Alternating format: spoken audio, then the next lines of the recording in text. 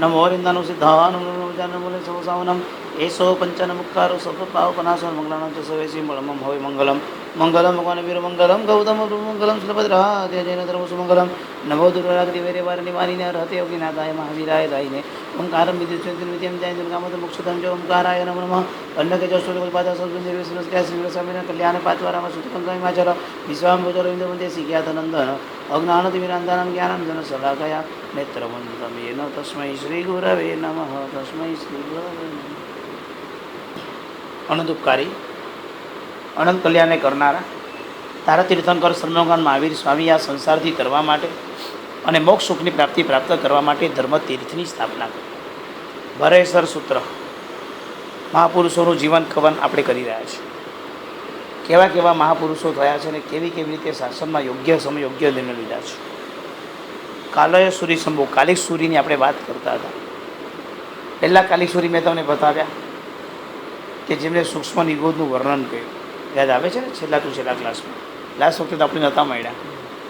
બહુ end time પર મેં મેસેજ મોકલાવ્યો હતો તમને, બધાને મળી તો ગયો હશે. પહોંચાડ્યો હતો ને બધાને મેસેજ. અચાનક અંજન સલાકામાં હતો ને વિધિ કરવાની અચાનક મને આવી કે આ વિધિ કરવાની છે. પહેલાં ફાઇનલ નહોતું, અચાનક વિધિ વધી ગઈ. જે એન્ડ ટાઈમ પર મેસેજ મોકલાવ્યો. તો ભરેસર સૂત્રની અંદર કાલિક સૂર્યની વાત કરતા હતા. 4 કાલિકાચાર્ય થયા છે. પહેલાં કાલિકાચાર્યની વાત મેં તમને કરેલી. ઉદયન મંત્રીની વખતની અંદર જે પોતે ગળાની અંદર સુસાઇડ કરીને પોતે મૃત્યુ પામે છે. આ પહેલાં ઉદયનાચાર્ય. બીજા ઉદયનાચાર્યની મેં તમને વાત કરેલી હતી. બીજા કાલિકાચાર્યની મેં તમને વાત કરેલી કે જે નિગોદનું આખું સ્વરૂપ વર્ણન કરે છે ઇન્દ્રની સામે. ઇન્દ્ર પછી પોતાની હાથની રેખા બતાવે છે. ત્રીજા કાલિકાચાર્યની વાત હું આજે કરીશ. તમને કદાચ મેં ઘણા ટાઈમ પહેલાં કરેલી છે, કદાચ તમને યાદ આવી પણ જશે. એક સાધી યુગંધ હતા, રૂપના અંબાર હતા. એ સાધી યુગંધનું નામ હતું સરસ્વતી સાધી. અને ગર્ધ ભિલ્લ રાજા એ સાધી યુગંધનું અપહરણ કરીને પોતાના અંતપુરમાં લઈને મૂકી. એની સાથે એને પોતાની પત્ની બનાવવા માંગતો. થઈ ગઈ તો થઈ ગયું. કાલે સૂરી શંભુ, અર્જુન મલોદેવો, પ્રદ્યુમ્ન, મૂળદેવ, બધી વાત થઈ ગયા. અજગીરી અજરખી અજસ્વતી ઉદાહરણ કાલે અર્જુન મલોદેવ, પ્રભવ વિનુકુમાર, પ્રભવ વિષ્ણુકુમાર, પ્રભવ સ્વામીની વાત કરશું. આ વાત પણ મેં તમને કરેલી છે. પ્રભવની જંબુ સ્વામીના ભાઈ હતા અને 500 ચોરની અંદર લીડર હતા અને પછી દીક્ષા લઈને આત્મકલ્યાણ સાધ્યું. વિષ્ણુકુમાર,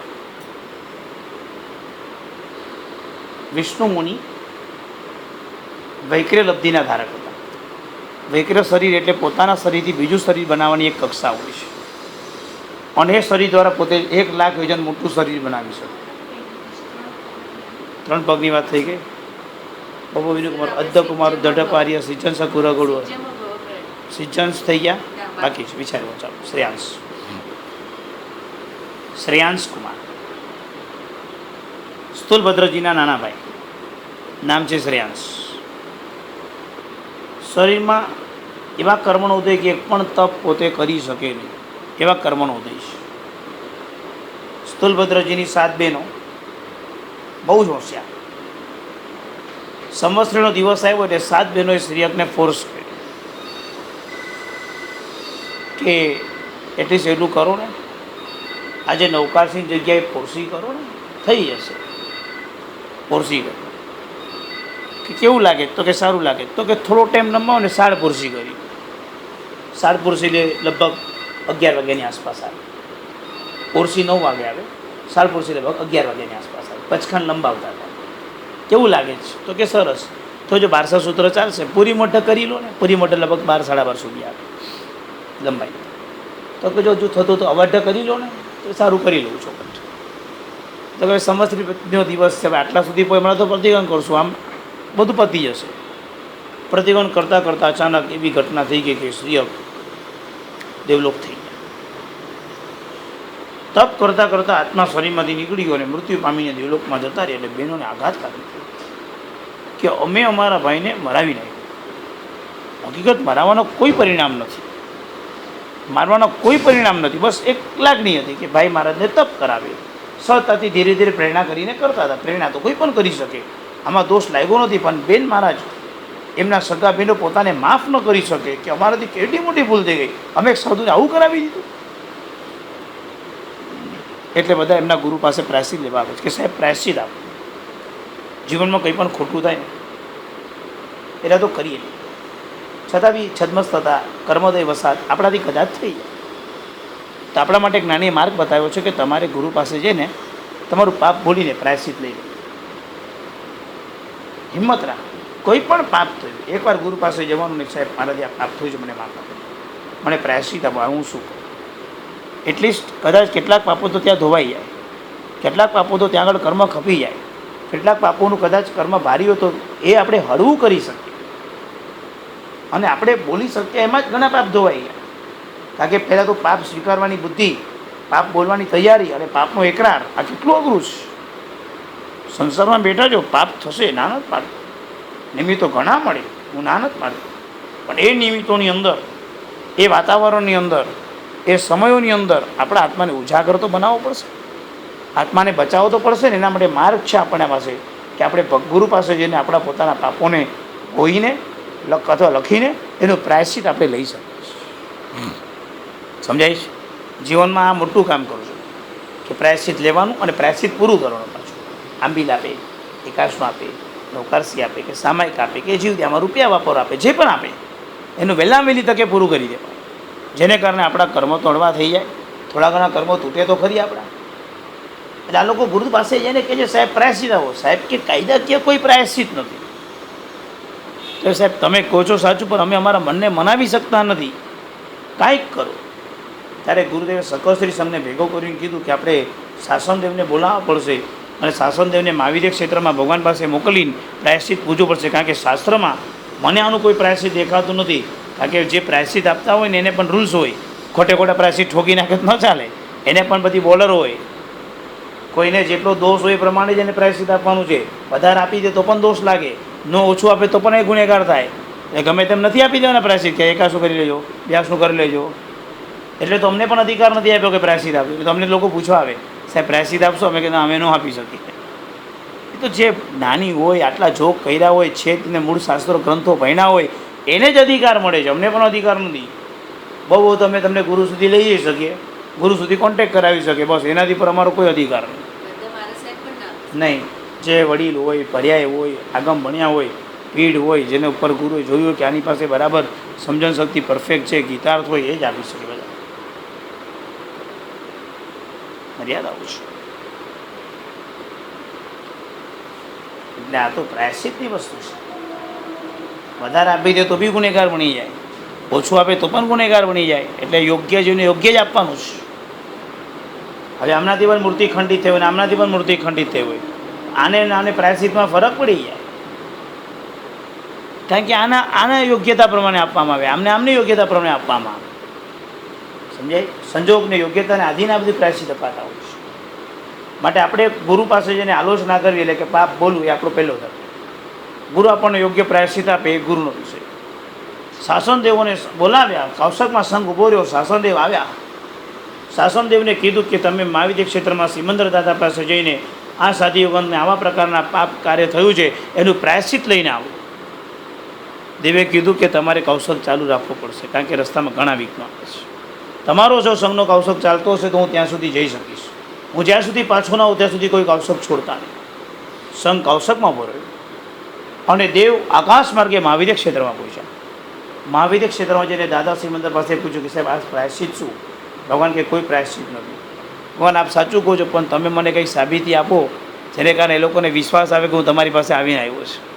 ત્યારે સિમંદર દાદા પ્રભુ 4 ચુલિકા આપે. ચુલિકા એટલે અમુક ગાથાના 4 ફકરા આપે છે, 4 પેરેગ્રાફ છે અમુક ગાથાના. એ ચુલિકા લઈને એ પોતે અહીંયા આવે છે અને આવીને કહે છે હું ત્યાં જઈને આવ્યો છું. એની સાબિતી છે કે ભગવાન આ ચુલિકા આપી છે, આ ચુલિકા સાબિતી, અને પ્રભુએ કોઈ પ્રાયશ્ચિત આપ્યું, સમાધાન થયા. એ ચુલિકા આજે આપણી પાસે છે. 2 ચુલિકા 10 વૈકાલિક સૂત્રની પાછળ અને 2 ચુલિકા આચારણ સૂત્રની પાછળ મૂકવામાં આવેલી છે. આવી 4 ચુલિકાની અંદર મૂકવામાં આવેલી છે. બહુ અદ્ભુત છે. ચુલિકા એટલે મહાત્માના જીવન ચરિત્રને લઈને છે કે લોકોએ કેવી રીતે આખા દિવસની દિનચર્યા પાડવી, એવી ગાથાનો પદાર્થ છે. અને એ મહાત્માઓ ભણે એ ચુલિકા આપણને મળેલી છે. આજની તારીખમાં બી શાસનદેવ છે, તમે ન જોયું આ મૂર્તિ ચોરાઈ ગઈ. આચાર્ય ભગવંતે સૂર્યમંત્રોનો જાપ કરીને સંકલ્પ કર્યો, મૂર્તિ પાછી આવી.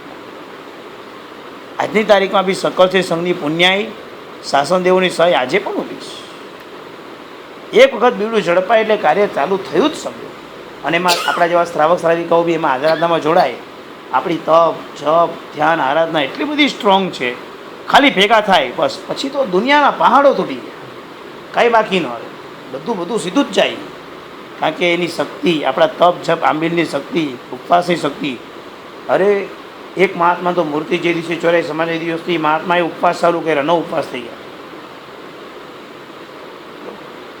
કેવો લગાવ હશે ભગવાન માટે. ઉપવાસો રુદ્રી કે જ્યાં સુધી ભગવાન પાસે હું ઉપવાસ કરીશ, મત કોઈ આંબીલ, કોઈ ઉપવાસ, કોઈ મીઠાઈ છોડી, કોઈ કેટલું છોડી દીધું, ભગવાન જતા રહે. એક જણે તો ઘર દેરેસાના ભગવાન મહાવીર સ્વામી સામે ભક્તિ ભાવના ગોઠવીને કીધું તું કરુણ સ્તવન લઈએ, બસ તમને રડવું આવે ભગવાન જતા ને. કરનારાએ જે ભક્તિ કરી અને જે દિવસે સમાચાર મળ્યા પ્રભુ પાછા ફર્યા, ગોરેગામમાં એક બેને બધાને ખજૂર વેચી, બાબા કિલો આંબીલ. આ જ ભાવ, આ જ ભૂમિકા, લોકો જોડાયા, લોકોને આમ કનેક્શન થયું. ગમે તેવો નાસ્તિક માણસ બી આમ મોબાઈલમાં વાંચીને વિચારતો હતો કે ભગવાન ગયા, અને એ જ બાજુ ભગવાન મળી ગયા. બંનેની ખુશી એને કહી. તમે કોને ભાવ એટલે શું, ભાવ નથી આવતા ને ભાવ ક્યારે આવે છે? આ ભાવ આપણે કાંઈ ન કર્યું, કરનારાએ કર્યું, જોનારાએ જોયું, પણ આપણને કંઈક સ્પર્શ્યું ને. ભગવાન ગયાનો એક અફસોસ બી થયો ને. અને અમે તો અંજન સલાકામાં પ્રતિષ્ઠા 4 પ્રતિષ્ઠા કરી, હું તો અમે મેવા મીઠાઈઓ ખાતા હતા. મીઠાઈનો આમ પીસ આમ હાથમાં લીધા આમ વિચાર આવતો હતો, ભગવાન કહે મીઠાઈ ખાઈ. ભલે પ્રસંગ હોય એટલે મીઠાઈ રાખેલી હોય, કારણ કે પ્રસંગ આટલો મોટો હોય, રાખ્યું જુદી વસ્તુ છે. અમે આમ હાથમાં લઈને વટકી જતા હતા, પ્રભુ કહે મીઠાઈ ખાઈએ, પ્રભુ કહે મીઠાઈ ખાઈએ, પ્રભુ નથી મીઠાઈ ખાઈ. આમ જાણે કેવા શોકમગ્ન બની ગયા હતા.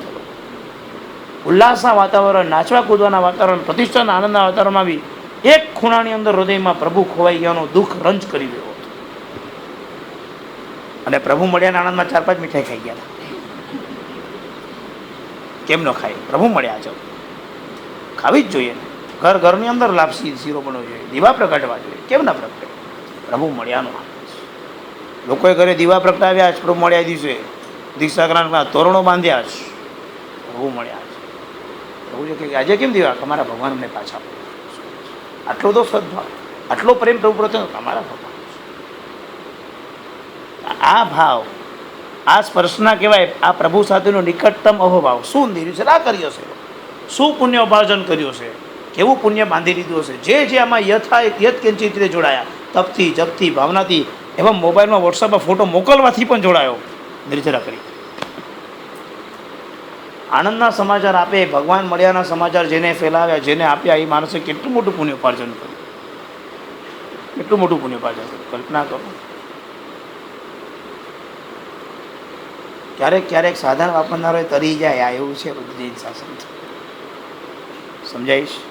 ખ્યાલ આવે છે? બને જ ને. તો ત્યાં બેઠા બી કેટલી ચિંતા કરનારા ગ્રુપ છે ને, તો ચિંતા કરતા હતા. ત્યાં જ પ્રશ્ન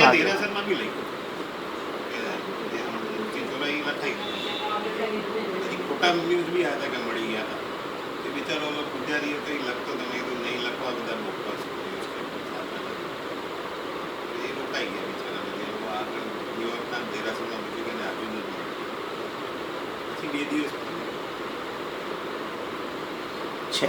ભલે દૂર બેઠો છે, પ્રભુથી તો કેટલો નિકટ હશે આત્મા. બધા આખા વર્લ્ડના માણસો એલા છે. તમે એમ નહીં માનતા કે ખાલી આપણે એલા છે. ભગવાન માટેનું કનેક્શન કોને ન હોય? પ્રભુ માટેનું કનેક્શન કોને ન હોય?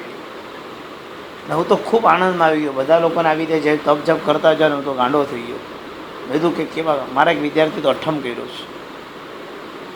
જે લોકોને મેસેજ લખે કે કંઈ લખે એટલે આપણને ખબર પડે. બાલકેશ્વર મારે સુખી સંપન્ન લોકો અઠમ. તમને વિચાર આવે કે ભગવાન સાથે કેવું લોકોને કનેક્શન હશે, કેવું ભગવાન માટે લોકો કંઈક ને કંઈક જોડી દેવા તૈયાર થયા હશે. કેવી શ્રદ્ધા છે કે મળી જ જશે પ્રભુ. કેમ ન મળે? અને પચખાન અઠમના સાથે લઈ લીધા, રડતા લીધા. પ્રભુ જતા રહે. એક વખત ખાલી જાત્રા કરીશ અને એને ભાવ આવ્યો હતો, બસ એના 4 રૂપિયાને પચખાન. મારા પ્રભુ ક્યાં ગયા? પ્રભુ મળ્યાનો આનંદ, પ્રભુ ખોવાવાનું દુઃખ, આ બંને મેં એક્સ્ટ્રીમ કક્ષા પર જોયા. ત્યારે મને એટલી જ આનંદની અનુભૂતિ થઈ હું પ્રત્યેક વ્યક્તિના હૃદયમાં જ્યારે આવું જૈન શાસનનું એક હૃદયાસ્પદ નિમિત્ત જોઈને હું ગાંડો હતો. જ્યારે ક્યારેક એમ લાગતું હતું કે કોણ દેખાય છે, શાસનમાં કંઈ થતું નથી, ત્યારે આવું એક નિમિત્તનો રંજનો એમ ચમકારો જોયો ને, એ જોઈને હું એટલો તો ખુશ થઈ ગયો. મેં તો ના, મારા પ્રભુનું શાસન ઘર કરવાની એક એક હૃદયમાં જાગી ગયું. એ કંઈક કનેક્ટ છે બસ ભગવાન સાથે. હું બહુ ખુશ થઈ ગયો, બહુ આનંદમાં આવી ગયો. વાત કરતો હતો શ્રેયાંશથી, બોલો એક પ્રાયશ્ચિત એના માટે બી શાસનદેવને સહાય લેવામાં આવી છે. કેટલી વખત શાસનદેવની સહાય છે. શાસ્ત્ર અમને તો કલાપુરુષોજી મહારાજ કહેતા હતા કે જે માણસ ધાર્મિક હોય અને ધર્મ નિષ્ઠાપૂર્વક કરતો હોય ને એને તો શાસનદેવની સહાય હોય જ, એક દેવની સહાય હોય જ. અને અંજન સલાહમાં તમે અનુભવીશ, દેવોનું આમ સાનિધ્ય હોય, આવે જ દેવ. ફરક જે આવવાનો થાય છે, જે રીતે અમને આમ વિધિ કરવાનો આનંદ આવે, આખી દેરાસરની રંગ રૂપરેખા, લોકોના ભાવ સુદ્ધા બદલાય છે. એ વાતાવરણમાં આવીને એના ભાવ બદલાઈ જાય છે. ભલે ત્યાં ઝઘડતો હોય, અહીંયા આવીને આખા ભાવ બદલાય. અંધેરી ચાર બંગલાની પ્રતિષ્ઠા, 4 પ્રતિષ્ઠા ત્યાં સુધી 5મી ચાલુ થઈ. અંધેરી 4 બંગલા સંઘની પ્રતિષ્ઠાનો જે આનંદ, દેવતાઓના વિસર્જન કરતા કરતા પ્રત્યેક સંઘના વ્યક્તિની આંખમાં આંસુ. મેં લોકોને કીધું 4 દિવસ સુધી દેવતાઓના સાનિધ્યમાં આપણે રહ્યા. આજે બધા દેવતાઓને આપણે વિસર્જન કરીએ છીએ. અત્યારનું વાતાવરણ, કલાક પછીના વાતાવરણમાં આસમાન જમીનનો ફરક આપણે અહીંયા જોશો. તમે નિહાળવા આવજો, તમે નહીં જોઈ શકશો. ખાલી થઈ જાય, આખો દેવતાઓ જતા રહે. આખી અનુભૂતિ, વાઇબ્રેશન, આખા આમ એ વાતાવરણ જુદા લાગે. અમને આમ ચહેરો જોવામાં અમને રસ નથી, બસ અમને આમ આખી અનુભૂતિ જ જુદી થાય. આમ એક ખાલીપો અનુભવાય કે હવે કોઈ નથી. આમ અમને તો થાક જ લાગે રીતસર. જ્યાં સુધી દેવતા વિસર્જન નથી ત્યાં સુધી અમારામાં જે સ્ફૂર્તિ હોય, દેવતા વિસર્જન થાય અમારા મોઢા પર, શરીરમાં જે થાક લાગે, અમને લાગે હા એ જતું રહ્યું. બહુ ડેલો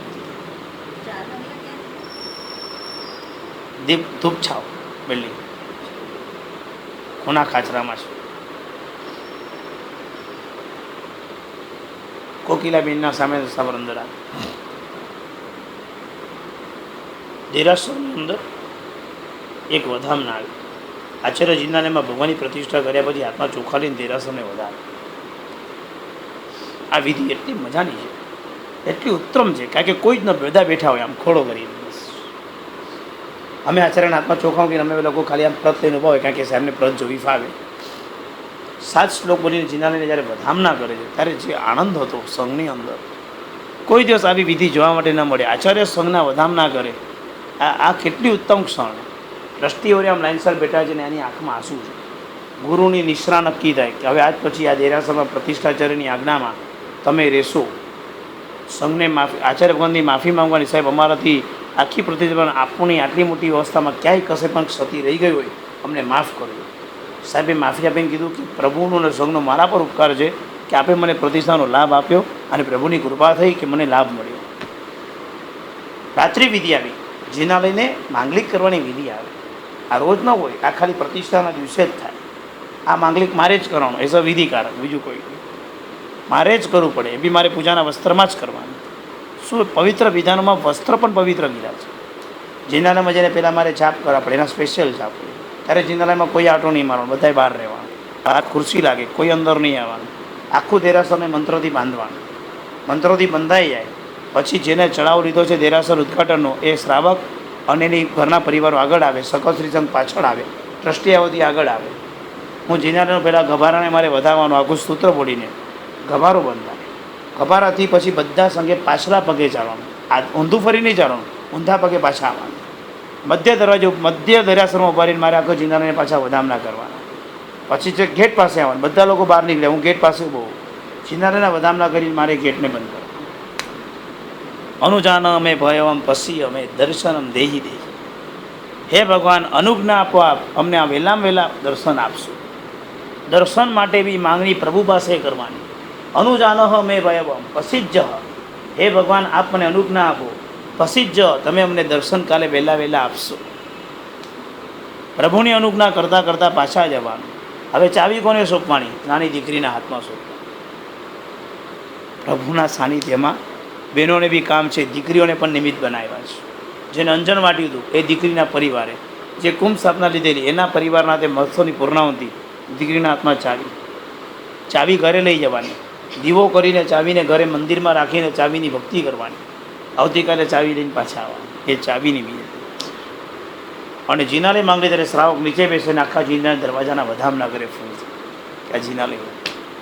સવારે પાછા એ લોકો જ્યારે દરવાજો ખુલે એટલે મારે સાબરની અને સુપડી નવી બારના પાસે મૂકી રાખવાની, અંદર ઊંધો કાચો, સમજો ઊંધો એટલે સમજ્યા ને, બારનેથી અંદર તરફ કાચો લેવાનો, કારણ કે દેવતાઓના સ્થાન, દેવતાઓના પગલાં અહીંયા થયા છે એટલે દેવતાના પગલાં ક્યારેય જવાનો છે માટે અંદર સ્થાન આપવાનું. બોલો શું વિધાનો છે વિચારો. ભાવ પ્રધાન જે બધા કાર્યો છે બધામાં ભાવની મુખ્યતા છે. દ્રવ્ય જે શક્તિ પ્રમાણે મૂક્યું પણ ભાવ બધે ઉત્કૃષ્ટ. આ ભાવ શ્રેયાંશ સમજાઈ ગયું બરાબર, શાસન દેવનું સાનિધ્ય સમજાઈ ગયું. આગળ ચાલો. કુરગડું. કુરગડું મુનિ એટલે સંવત્સરીય નૌકારસી કરે, તપ જ ન થાય એમનાથી, એ કુરગડું મુનિ. તો એ કેવડાને પામી ગયા.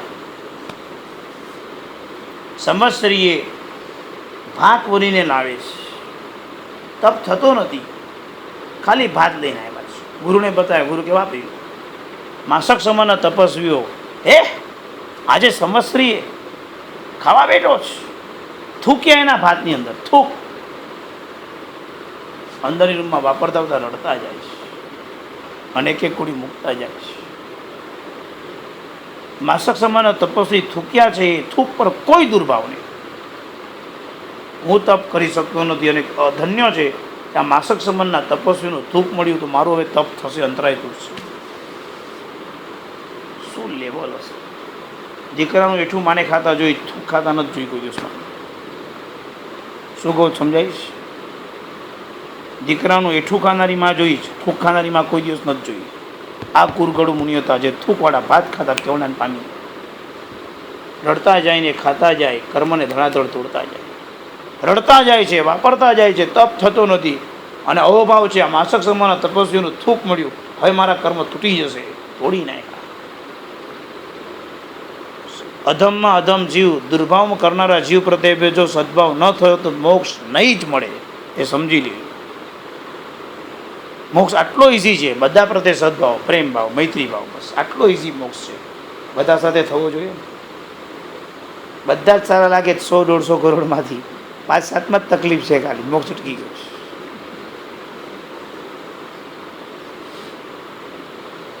કેવી દયનીય દશા છે ને આપણી બધા.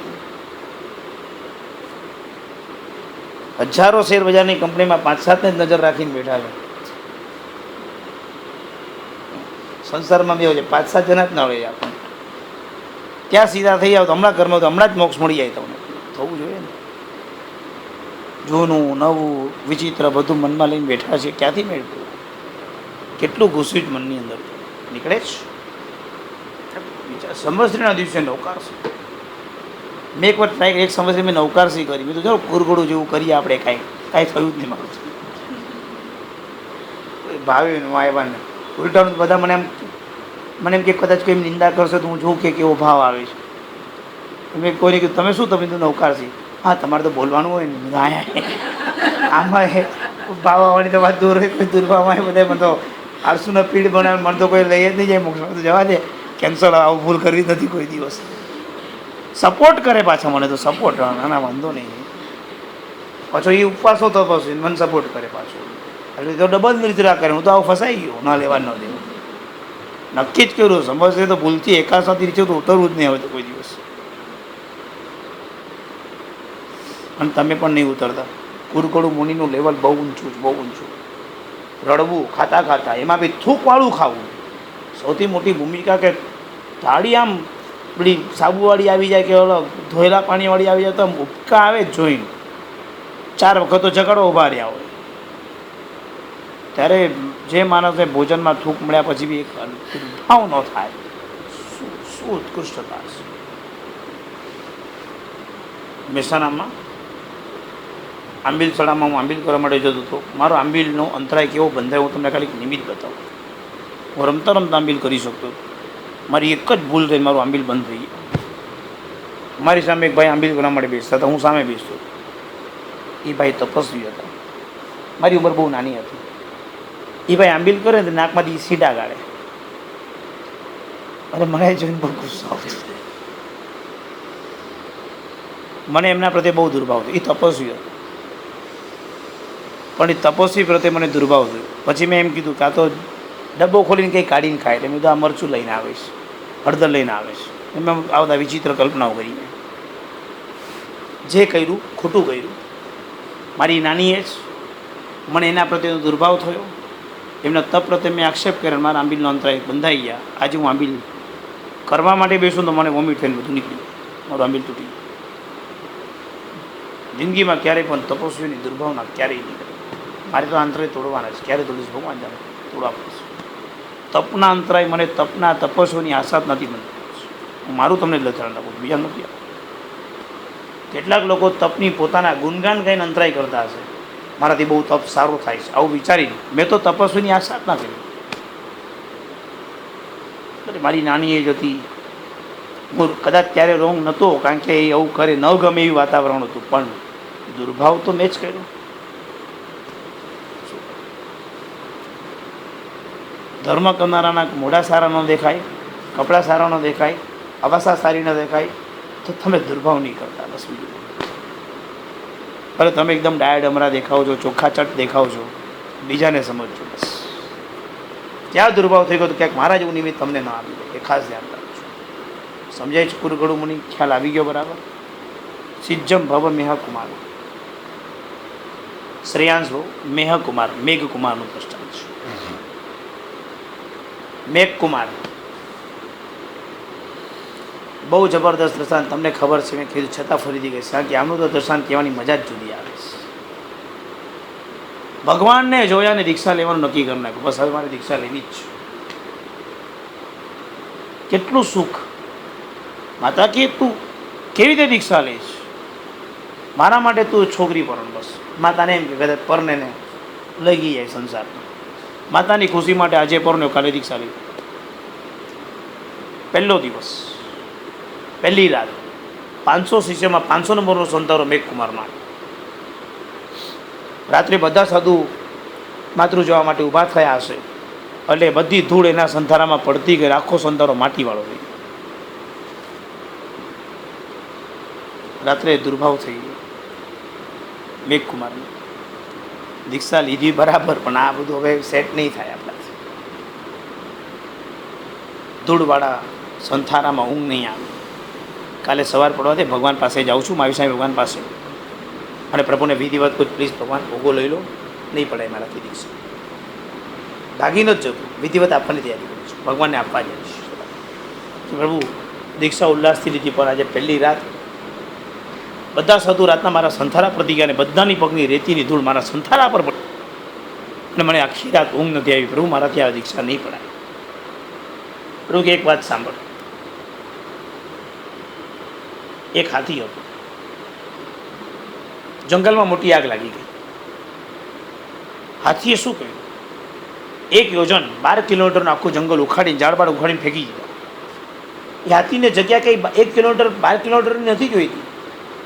એ તો એકાદ કિલોમીટરમાં પણ રહી જાય, પણ જંગલના બધા પ્રાણીઓ સુખેથી અહીંયા આવીને રહી જાય, અને કોઈને કાંઈ તકલીફ માટે 12 કિલોમીટર જંગલ ઉખાડી નાખે. બધા પ્રાણી ત્યાં આવીને રહી ગયા. હાથી પણ ત્યાં છે, બધા પ્રાણીઓ ત્યાં છે. હાથી ખુશ થઈ ગયો, આ સરસ, બધા પ્રાણી આવી ગયા, સરસ. હાથીને ખંજવાળ આવી, એક પગ ઊંચો કર્યો. પેલું સસલું ત્યાં ઘૂસી ગયું પગની જગ્યા. હાથી પગ મૂકવા માટે ગયો, નીચે સસલું જોયું, વિચારું કે સસલું મરી જશે, ક્યાં જશે આટલી ગર્દીમાં? હકડે ઠઠ પ્રાણીઓ ભરાયેલા હતા, દબાઈ દબાઈને રહ્યા હતા. 2.5 દિવસ સુધી હાથી 3 પગ પર પોતાનું શરીર ઊભું રાખ્યું, લોહી જામી ગયું. અગ્નિ જંગલનો શાંત થયો, બધા પ્રાણી ભાગી ગયા. એક એક પ્રાણી ભાગતા ગયા, ભાગતા ગયા, ભાગતા ગયા, બધા જતા રહ્યા. કોઈ થેન્ક યુ કહેવાય ન ઉભા રહ્યા. તું અને એ હાથી જેવો પગ નીચે મૂકવા માટે ગયો, અને હાથી ઢળી પડ્યો.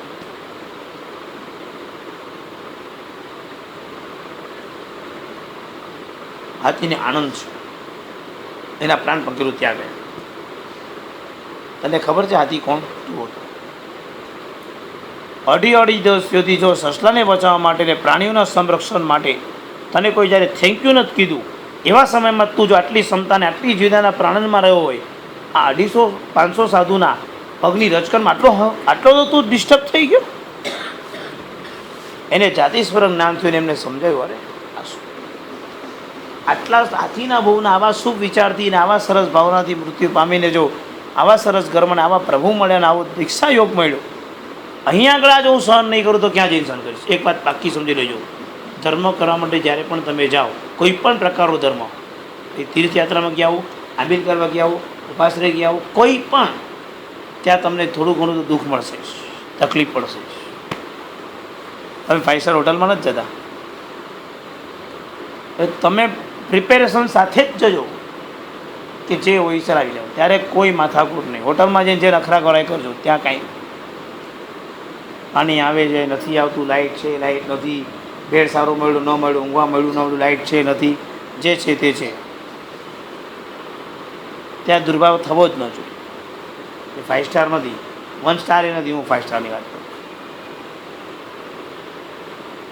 સમજાઈ ગયું બરાબર? બહુ પ્રિપેરેશન રાખજો, યાત્રા કરી લેવાની, પરમાત્માને મળી લેવાનું, પુણ્ય બાંધી લેવાનું બસ. અને તું આટલું નિમિત્તની અંદર આટલો ધ્રુજી ગયો, માફી માંગી દીધી, પ્રભુ આ વિચાર મને કેમ આવ્યો? હાથીના બહુમાં જો વિચાર નથી આવ્યો મને, તો આવું સરસ ધર્મ મળ્યા પછી હું આવા વિચાર કરું છું, આ વિચાર મને ક્યાં લઈ જશે? અને એને પછી જે સાધના કરીશ, કર્મ ખપાવીને કેવળ પામીને મોક્ષમાં, સમજાય છે? એમાંય મહાસત્તા, બધા મહાપુરુષો પૂરા થયા. આ મહાસત્વશાળી પુરુષો હતા. દિંતુ સુહમ ગુણ ગણેહિમ સંજુત્તા. તમે ખાલી એ લોકોની વાતો કરશો ને તો એ તમને સુખ મળશે, તમને આનંદ થશે કે ધર્મ તો આવો જ કરવાનો, ઉલ્લાસથી કરવાનો. દિંતુ સુહમ તમને સુખ આપશે. શું? ગુણ ગણેહિમ સંજુત્તા, ગુણના સમૂહથી યુક્ત છે આ બધા, એની વાતો કરવાથી તમને સુખ મળશે. એસીમ નામક ગહને પાવપ પબંધા વિલયમ ચંદી. ખાલી તમે આ મહાપુરુષોના નામ લેશો ને તો પણ તમારા કર્મોના બંધનો તૂટી જશે, ખાલી નામ લેવાથી. જેસીમ નામક ગહને પાવપ પબંધા વિલયમ જંતી. ખાલી મહાપુરુષના નામ લો, બસ તમારા કર્મ તૂટતા જશે. સવાર પડીને કોનું નામ લેવાનું? મહાપુરુષ. સમજાઈ ગયું? કામવાળીનું નામ લેશો તો કર્મ નહીં તૂટે. ચંપા ને ચમેલી ને ગીતા ને સીતા, મહાપુરુષોના નામ લેવાથી કર્મ તૂટે. ભરત, ભરેશ્વર, બાહુબલી, અભયકુમાર, ઢંડનકુમાર, સિરિયો, અન્યાપુત્તો. મેં એક જણ આવું કીધું તો એક જણ એના ઘરના નોકરના નામ મહાપુરુષ જેવા કરી નાખ્યું. એ બેનની આદત, સવારે બોલાવે, ભાઈનું હતો નામ શું હતું? બાબુલાલ હતો, કે ભરત નામ પાડ્યું, તેનું ભરત કેસ કાઢથી. મેં કે સાહેબ ભરેશ્વર બાહુબલી મહાપુરુષ ખોટા નથી, પણ ક્યાંય બી ગુણનું આરોપણ તો ના કરાય ને. ભલે ભાવ સારો, પણ આરોપણ ક્યાંય પણ નથી કરાતો. છે ગુણિયલ વ્યક્તિ પ્રત્યે આપણે કનેક્શન ત્યાં ભરત સાથે કરવાનું, આ ભરત સાથે. એટલે આ બધા પાછા નહીં કરતા કે કામવાળાના નામ તમારા માટે પછી પેલા નામ બેટનેમ પાડી દો બધાને, ઠંડન કુમારને, સિરિયોને, અણિયાઉત્તોને, અહિમુત્તોને, નાગદત્તોને, મેજ, એવું નહીં કર્યું. સમજાય? ખ્યાલ આવ્યો? મહાપુરુષો પૂરા થયા. હવે મહાસતીઓની વાત. સતીનું જીવન મેજોરિટી બ્રહ્મચર્ય ગુણ પર ટકેલું છે. શીલવંત નારી. ક્યાંય કેટલાય દ્રષ્ટાંત એવા છે કે જેને પોતાના શીલને આંચ આવવાના સમયમાં મૃત્યુને સ્વીકાર્યું, પણ પોતાના શીલને ક્યારે પણ આંચ આવવા દીધી નથી. જીવન એટલું જ પવિત્ર બનાવજો કે તમારું મન, વચન અને કાયા એ ત્રણેયથી બ્રહ્મચર્યની વિશુદ્ધિ સારામાં સારી, એ તમારો મુખ્ય ધર્મ છે. એને બરાબર પકડીને વળો છો, બાકી બધા ધર્મ સાધી જોડાશે. ઘર એ આપણા માટે મંદિર છે. રસોડું જૈના દેવીનું સ્થાન છે. ગેસ અગ્નિ દેવતાનું સ્થાન છે. પાણી જલ દેવતાનું સ્થાન છે. ઊંઘણવાના રૂમ નિદ્રા દેવીનું સ્થાન છે. ઉમરો લક્ષ્મીનું સ્થાન છે. સ્ટડી રૂમ તમારા અભ્યાસના ચોપડા કે ઓફિસના કામકાજ સરસ્વતી દેવીનું સ્થાન છે. આખું ઘર પવિત્ર મંદિર છે. અને પવિત્ર ઘરના મંદિરમાં પવિત્રતા એ બહુ મહત્ત્વનો ભાગ છે. જે ઘરની અંદર બ્રહ્મચર્યની પવિત્રતા સચવાઈ નથી, લક્ષ્મી અવળા મુખવાળ, અગ્નિ અવળા મુખવાળ, દેવતાઓ ભાગી જાય છે. ઉદ્યમ, સાહસ, પરાક્રમ, ચેષ્ટા, શક્તિ આ બધી વસ્તુ જ્યાં નથી ત્યાં બધા દેવતાઓ ભાગી જાય છે. માટે પવિત્રતા આખી નારીની બ્રહ્મચર્યતા. શાસ્ત્રમાં કેટલાય દ્રષ્ટાંત એવા છે કે જ્યારે જ્યારે એના પુરુષો, એના પતિઓ નુકસાનીમાં ગયા, ધંધામાં ભાંગી ગયા, ખતમ થઈ ગયા, સુસાઇડ કરવાના દિવસો આવ્યા, ત્યારે એની પત્નીએ પોતાનું શીલવંતપણું લઈને જ્યારે બહાર આવી છે એ આખા પતિને ઉપર લાવી દીધું છે. આવા અનેક દ્રષ્ટાંતો શાસ્ત્રમાં સાપેક્ષ ભાવે લખેલા છે. અવસર આવતા સાથે સ્ત્રીના આંસુ, અવસર આવતાની સાથે સ્ત્રીની આવડત, અવસર આવતાની સાથે સ્ત્રીની હિંમત, અવસર આવતાની સાથે સ્ત્રી આપેલું એક ટેકો એટલો બધો મહત્ત્વપૂર્ણ થાય કે આખો વ્યક્તિ ઊભો થાય. કાંદરીમાં જાગૃતિ બેન, એમના શ્રાવક પંકજભાઈ કરાટેના ક્લાસને વીસીનો કંઈ ધંધો કરતાં કરતાં ખબર નહીં શું બહુ મોટી નુકસાની કરનાર. નુકસાની એટલે કરોડો લાખો રૂપિયા, કરોડો રૂપિયાના જતા રહ્યા. અને વ્યક્તિને એવો આઘાત લાગી ગયો એના શ્રાવકને કે પંકજભાઈ ઘરે આમ બેસી ગયા, 1 વર્ષ સુધી તો ઘરની બહાર પગ નથી મૂક્યો, ગભરાઈ ગયા જેવી આઘાત લાગ્યો. આ બે એકલા હાથે બધાને પૂછે, બધાની સાથે વાતો કરે, ગુંડાઓ સાથે વાતો કરે, રસોઈ પણ બનાવે, પોતાની સાથે સીવણ કામનો ચંચો લાવ્યા, સિલાઈ કામ ચાલુ કર્યું, આખું ઘર ન ભાગ્યું. આજે સુખી છે. ધર્મની શ્રદ્ધાવી બેનની એટલી જ જાગૃતિ બેન એટલી જ આજે આખા એને શ્રાવકને ઊભા કરી દીધા, હિંમત કરીને આજે બહાર લાવી દીધા, બંને દીકરાને સમર્થ કર્યા, આખું ઘરની અંદર પવિત્ર. ધર્મની શ્રદ્ધા એટલી જ દ્રઢ કરી પાછી. ખ્યાલ આવ્યો? એટલે માણસ જ્યારે તૂટે ત્યારે સ્ત્રી જાગે. સ્ત્રી જ્યારે જાગી ગઈ ત્યારે એના હસબન્ડને, એના શ્રાવકને હિંમત મળીને મળી છે. હવે જે આપણે મહાસતીઓ લઈશું એ મહાસતી આવા હશે: સુલસા ચંદનબાલા, મનોરમા મદન રેખા દમયંતી, નમયા સુંદરી શિયાનંદા બધા સુભદ્રા છે. સુલસા તીર્થંકરોનો આત્મા છે. અને ગરીબાઈ સૈનિક રાજાના રથનો ડ્રાઈવર હોય ને એની પત્ની છે. કર્મ જો પણ સંતોષ ગુણ કેવો છે સુલસાના. પોતાના પતિને દુઃખ છે કે એને બાળક નથી એટલે દુઃખ થાય છે ત્યારે શાસનદેવને હાજર કરે છે. 58ના પચકાને શાસનદેવ ઘરે હાજર થાય છે. એ કહે છે કે મારા પતિનું દુઃખ છે માટે હું તમારી પાસે માંગણી કરું છું, બાકી મને કાંઈ નથી જોઈતું, પણ એના ખુશી માટે મને બાળક જોઈએ છે. 32 ગુટિકા આપે છે અને કહે છે એક પછી એક ખાજે જેને કારણે તને તકલીફ ન થાય. શું વિચારે છે સુલસા?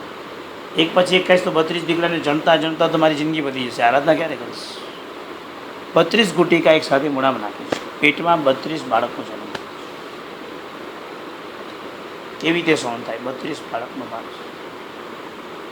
શાસનદેવે કીધું હતું કે જ્યારે તને તકલીફ થાય તો તું મને યાદ કરજો, હું આવીશ. જ્યારે એના પેટની અંદર દુખાવાનો ભાર સહન નથી થતો ત્યારે અને એને ગુટિકા એક સાથે ખાધી છે એટલે બીજો ઓપ્શન પણ નથી, ત્યારે શાસનદેવને યાદ કરી શાસનદેવ હાજર થાય છે. શાસનદેવ એને એમ કહે શું થયું ભાઈ? તો એ કહે છે કે આ મારાથી ભાર સહન નહોતો, તો પીડા તમે ઓછી કરી શકો તો ઓછી કરી આપો. તો કે તને કીધું તો એક સાથે 32 નહીં ખાતી, એક સાથે કેમ ખાધી? એને જવાબ આપ્યો છે તમારાથી દુઃખ જો દૂર થઈ શકતું હોય તો કરો, બાકી જો તમે દુઃખ દૂર ન કરી શકતા હોય તો મને કાંઈ ચિંતા નથી. મેં કેમ 32 સાથે ખાધી એ વિકલ્પ મારો છે, તમારો નથી. સત્ય. પણ તમે નહીં માનો, 32 બાળકો જન્મ્યા અને 32 મરી. સુલસાનું રૂવાટું હોયેલું નથી.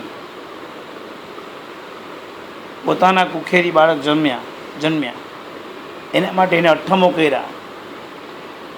શબ્દો સમજી, પથ્થર પૂજીને આપણને પાલન કર્યા છે આપણા મા બાપ, એમ સમજી લેજો. તો કેટલી માનતા કરી હશે ત્યારે આપણે એના ગર્ભની અંદર અવતરણ થયા હશે. જ્યારે એને તો કેવું શાસનદેવ માટે 8મ કરીને દેવ પાસે ગુટિકા મળી. એના પતિને ખુશ કરવા માટે જ્યારે 32 બાળકને જન્મ આપે, 32 મૃત્યુ પામી જાય, એના શ્રાવકની હિંમત આપે છે.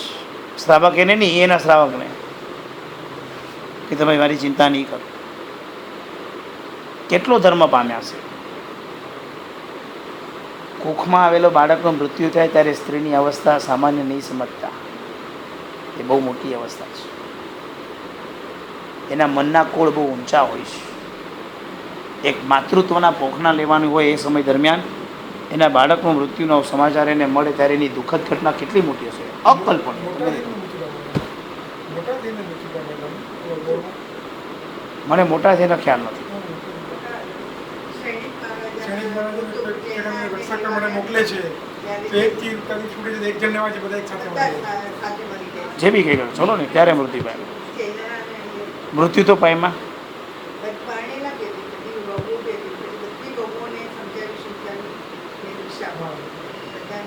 ઘટના તો મોટી છે.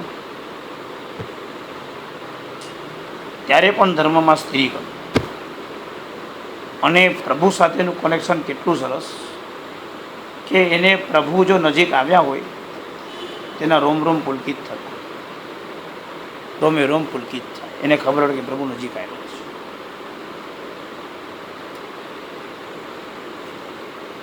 પ્રભુ રાજગુરી નગરમાં છે અને પ્રભુ બીજા કોઈ નગરમાં છે. અને અંબળ પરિવ્રાજક જ્યારે રાજગુરી નગર તરફ જવાનો છે ત્યારે પ્રભુને પૂછવા આવે, પ્રભુ હું રાજગુરી નગરમાં જાઉં છું, કંઈ કામ? રાજગુરી નગરનો શ્રેણિક પ્રભુનો પરમ ભક્ત છે. જે દિશામાં પ્રભુ હોય દિશામાં સોનાના ચોખાના સાધ્યા કરીને પ્રભુને વંદન કરે, આટલો પરમ ભક્ત. ત્યારે પ્રભુ એટલું જ કહે છે, ત્યાં સુલસા શ્રાવિકા છે, મારા ધર્મલાભ કહે છે. અંબળને આશંકા થાય છે કે શ્રેણિકને કોઈ સમાચાર નહીં, ત્યાંના રાજાને કોઈ સમાચાર નહીં, ત્યાંની સુલસા કોણ કે જેને પ્રભુ ધર્મલાભ કેવડાવે છે? એ પહેલાં પરીક્ષા કરે છે. એમાં એક પરીક્ષા તો એવી કરે છે કે પોતાની પાસે વૈકલ્ય લબ્ધિ હતી એટલે આખું સમસ્રણ બનાવે છે, પોતાને ભગવાન મહાવીર બનાવે છે. કદાચ એ આવી જશે અહીંયા, એને બતાવો કે શું છે. નગરના બધા લોકો આવે છે, કેટલાય લોકોને જોવે તો ક્યાંય સુલસા આવી નથી. એક પરિવારને કે સુલસાને કહો કે ભગવાન મહાવીર આવે તો તું કેમ નથી આવી? એક પરિવાર ત્યાં કહેવા માટે જાય કે સુલસા ભગવાન મહાવીરનું સમસ્રણ છે, તું આવી કેમ નથી? ત્યાં નકલી મહાવીર છે, આ મહાવીર અસલી છે. રોવાટા ઊભા નથી થતા. આ રોંગ છે. શું એ લોકોને ભગવાન સાથેનું કનેક્શન હશે? વિચાર તો કરો ખાલી. અંબાડે બધું માંડીને એના ઘરે આવીને બેનને પ્રણામ કરીને બેનને કીધું, બેન હું રાજુરી નગરમાંથી આવ્યો છું, ભગવાન મહાવીર સ્વામીએ તમને ધર્મલાભ કેવડાવ્યા છે. બસ આ રિયલ હતા. અને આ રિયલ શબ્દો સાંભળીને સુલસા નાચી છે.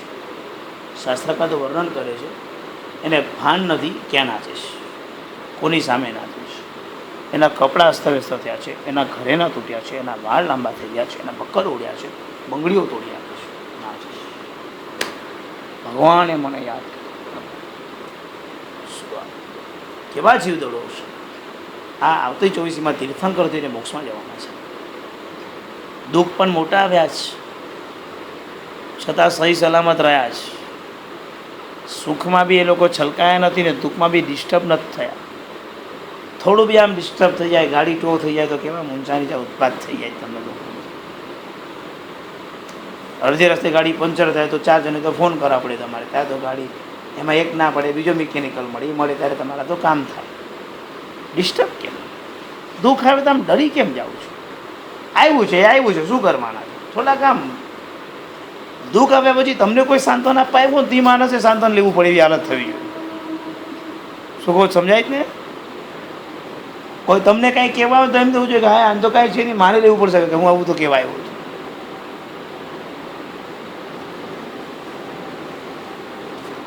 દુઃખમાં બહુ ડિસ્ટર્બ થઈ જાઉં છું, ન થવું છું. સંજોગ ગમે તેવા આવે, આવ્યા છે શું કરવાના છે? જેને કાંઈ કરી નથી શકવાના. એ બધામાં વૈરાગ્ય પામવું એ બહુ જરૂરી છે. એ બધાની અંદર આપણો આત્મા ઉજાગર બને, આપણા આત્મા પર એની અસર થાય, બસ એ મહત્વનું છે. વ્યક્તિના મૃત્યુ કે વ્યક્તિનું કંઈ પણ થયા છે એના શોકમગ્ન થવા કરતાં હૃદયની અંદર એ પ્રભુનું શાસન વસે અને આત્મા વૈરાગ્યમાં મળે એ વધારે સારું છે. કાળ સત્તાનો અને કર્મનો સામે સિદ્ધાંત એટલો મજબૂત છે કે ભરભલા ગરુને કેવી રીતે માંગ્યા છે. હમણાં જ સોમવારે સાપુર જઈને આવ્યો એટલે કંચનબેન કાંતિલાલ ગાંધી પરિવાર સાપુરમાં બહુ આગળ પડતો પરિવાર, બહુ સુખી સંપન્ન પરિવાર. ઘરે અંજન સલાકા ચાલે છે પણ એ લોકોના કોઈના મોઢા પર એક આનંદની અભિવ્યક્તિ એક જગ્યા પર અટકે. કેમ? એના વડીલ દાદાનો 3 મહિના હમણાં જ મૃત્યુ થયું. મેન હરતા કરતા મુખ્ય જે વ્યક્તિ કહેવાય, કેટલી વ્યવસ્થા કરીને ગયા કે બધાના કવર બધું મૂકીને ગયા કે જેને કારણે કોઈ કંઈ તકલીફ જ ન લેવી પડે. લોકોએ પત્રિકામાં લખ્યું છે કે અમને ખબર પણ નથી કે આવી ઘટના થશે, કે એમની હાજરી નહીં હોય, પ્લાન એમનો, હાજરી નહીં. બોલો, દુઃખમાંથી બહાર આવવું કેટલું દુર્લભ છે. બહાર આવવું તો પડે. જ્યારે આ બધા આત્માઓ દુઃખની પરિસ્થિતિમાં દુઃખને દુઃખ રૂપે નથી લીધું. દુઃખને પણ એ લોકો વાળી આવે તો આવ્યા કરે, એમાં શું દુઃખ આવવાનું શું કરી શકવાના છે? એને કાંઈ કરી નથી શકવાના. આવ્યું ને ગયું. મેં એક યંગસ્ટર હસબન્ડ વાઈફને પ્રશ્ન કરેલો. અમે એક મજાકના મૂડમાં હતા એટલે મેં એમને પ્રશ્ન કર્યો, મેં લાઈફમાં કેટલી વખત ઝઘડ્યા છો? એટલે હસબન્ડ તો કાંઈ બોલ્યો ને, પણ ભાઈ બોલી, ભાઈ બોલોક નહીં હતી એટલે બોલી ઘણી વખત. સાહેબ સમાધાન કેટલી વાર કર્યા છે? સમાધાન છે ના કરવાના, સાથે જ રહેવાનું જ ને કે થઈ જાય સમાધાન છે. ઝઘડીએ 2 કલાક પછી બધું કે 1 કલાક પછી જ્યારે કામ હોય બધા અમે નોર્મલ થઈ જઈએ, ફાઇન. ઝઘડો બી જો નાટા જરી સમાધાન બી થઈ જાય સારું કહેવાય, લેવા જેવું જોઈએ ગુણ.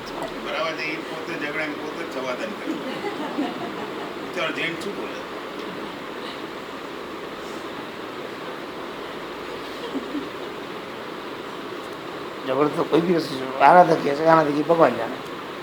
સમાધાન જે હોય એ નક્કી કરતા.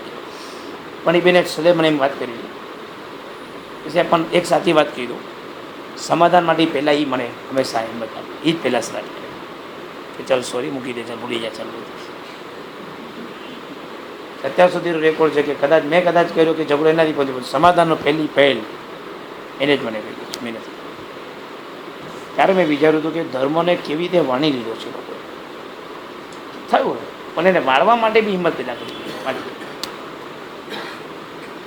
સમજાય બરાબર. ત્યારે સુલસા જેવા બધા શ્રાવિકાઓને દુઃખ આવ્યા છે. આ બધા જ શ્રાવિકાઓ પહેલેથી આટલા પ્રિપેર હતા કે નિમિત્તો બધા જ સહજતાથી જવા દેતા. ચંદનબાળા, કોણ ન જાણે ચંદનબાળાને? રાજકુમારી, ચણિયાચોળી પહેરી છે, કેટલા આભૂષણો પહેર્યા છે, ઘરની અંદર એના રૂમ કેવા હતા. એક હોલ, આવડો મોટો હોલ તો ખાલી કબાટમાં દાગીનોનો લાગેલો છે. એવી સુખી સંપન્ન ઘરની અંદર રહેનારી છોકરી, એક રાત એક યુદ્ધ, પિતાનું મૃત્યુને માતા દીકરી લઈને દોડે છે. કેવી ઘટના! અને માણસો એને બજારમાં વેચી રહ્યા છે. પાછું કેવું પુણ્ય થયું, શેઠના નજરમાં છોકરી પડવી અને દેખાવામાં લાગ્યું કે આ છોકરી આ બધામાં બેસતી નથી, આ તો કોઈ સારા ઘરની લાગે છે, કંઈક લોચો થયો છે. પુણ્ય થઈ સારા ઘરમાં આવું, પણ રાજાશાહી તો જતી રહી. ચણિયાચોળી નથી હવે એને માટે, સાદા ડ્રેસ, વિનય, બધા ગુણ. જે ઘરની અંદર એને કોઈ કામ નહોતું કરવાનું, આ ઘરની અંદર આવે છે એને બધા જ કામ કરવા પડ્યા છે.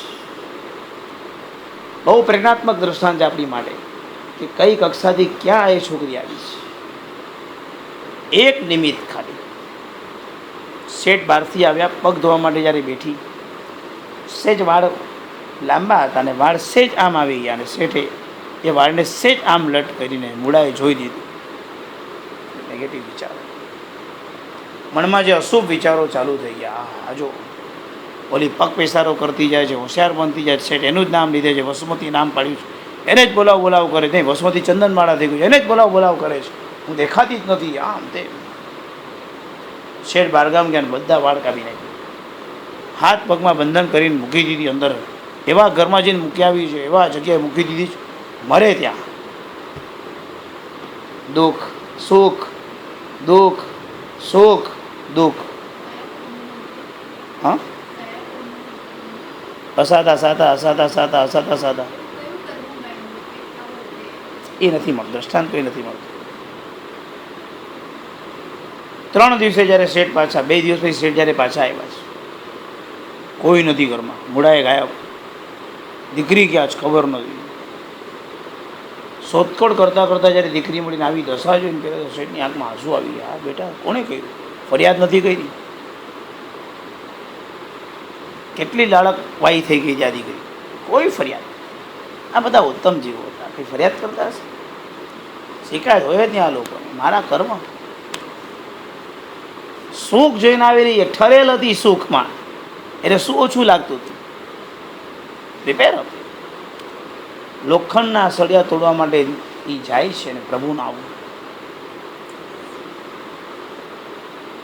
આંખોની અંદર આંસુ નહીં, બાકી હાથોમાં બંધન, પહેરમાં બંધન, એક પગ ઉમરાની અંદર, એક પગ ઉમરાની બહાર, હાથમાં અડદના બાકુડા, સોપડું, માથે મુંડન, બધું જ એની પાસે હતું.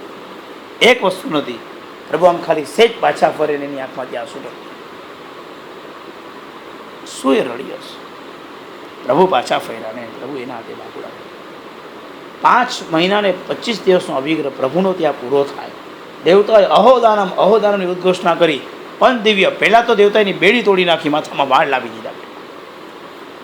શું પ્રભુને બોરાવે એની ભક્તિ તેવો કરે, કોઈ દુઃખ એની પાસે ન હોય, આમ ભક્તિથી એને નવાજી. શેઠ તો આવે નહીં પહેલાં વાતાવરણ જોઈને ખુશ થઈ ગયા છે. ચંદનવાળા વૈરાગી બની ગયા.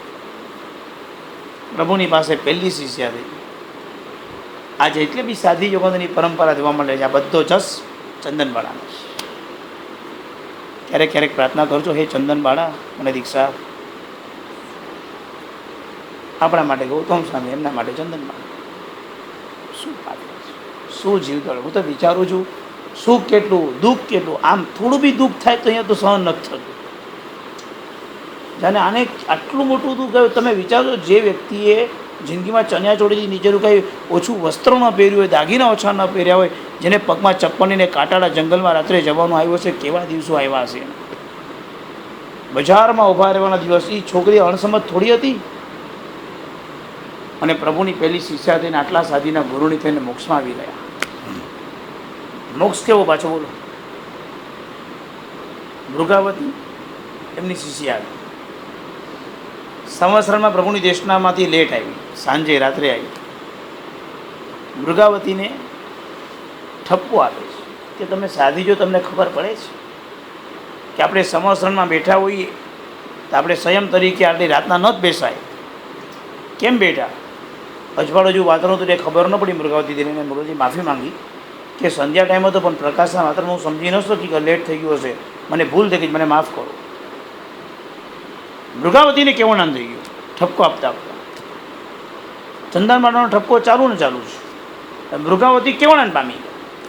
શાસ્ત્રકાર કહે છે કે ઓનંદ ગુરુ થકી પામ્યા અને ગુરુનો ઠપકો ચાલતો તો કેવડીને અટકાવે પણ નહીં. આ મર્યાદા છે. કેવડી હજુ બી ઠપકો ખાયા કરે છે. થોડીક ક્ષણ થઈ, બાજુમાંથી સાપ જતો હતો એટલે ચંદનવાળાનો હાથ ઉપર કરવાનો અંધારામાં. કે શું કરે છે? તો કે સાપ જાય છે હાથ ઉપર કર્યો. તો અંધારામાં તને સાપ ક્યાંથી દેખાય છે? કે ગુરુદેવ આપની કૃપાથી મને હમણાં કેવડાની પ્રાપ્તિ થઈ છે. ચંદ્રમણિની આંખમાં આંસુ આવી છે. મેં કેવડીની આસ્થાપના કરી, મેં કેવડીને ઠપકાઈ.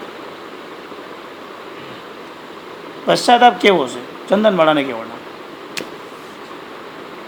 કેવો પશ્ચાતાપ હશે?